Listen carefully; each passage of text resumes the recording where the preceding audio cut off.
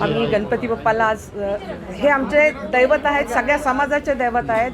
त्यांना आम्ही साकडं घातले की आमच्या महाराष्ट्राचे मुख्यमंत्री देवाभाऊच बनावे, लाडक्या बहिणीचे भाऊ देवाभाऊ मुख्यमंत्री बनावे, यासाठी आम्ही आज गणपती बाप्पाला साकडं घातलं आहे सगळ्या. आणि ही गणपती बाप्पा आम्हाला माहिती आहे की आमची इच्छा पूर्ण करणार आहेत. देवाभाऊ मुख्यमंत्री बनावे हे महाराष्ट्राच्या जनतेनं ठरवलेलं आहे, तरी गणपती बाप्पाला साकडं घालायची काय गरज आहे?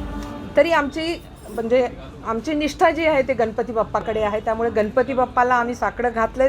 मला माहिती आहे की महाराष्ट्रातल्या जनतेने ही मागणी केलेली आहे, पण आमची मागणी देवबाप्पाला करणंही खूप गरजेचं आहे. त्यामुळे मी आज गणपती बाप्पाला साकडं टाकायला आलो. एकनाथ शिंदे यांच्याकडनं पण पूजा अर्चना सुरू आहे, देवाभाऊसाठी पण पूजा सुरू आहे.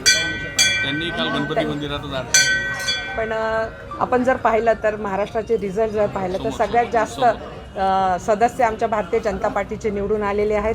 आणि मागच्या वेळेस आमच्या देवाभाऊनी त्यांना मुख्यमंत्रीपद दिलं आहे, कमी संख्या असतानाही मोठं मन करून त्यांना मुख्यमंत्रीपद दिलेलं आहे. तर मला असं वाटतं की आता पण माननीय एकनाथ शिंदेजी आणि अजितदादांनी माननीय देवाभाऊचं मुख्यमंत्रीपद मान्य करायला काहीच हरकत नाही, आणि ही जनतेची मागणी आहे.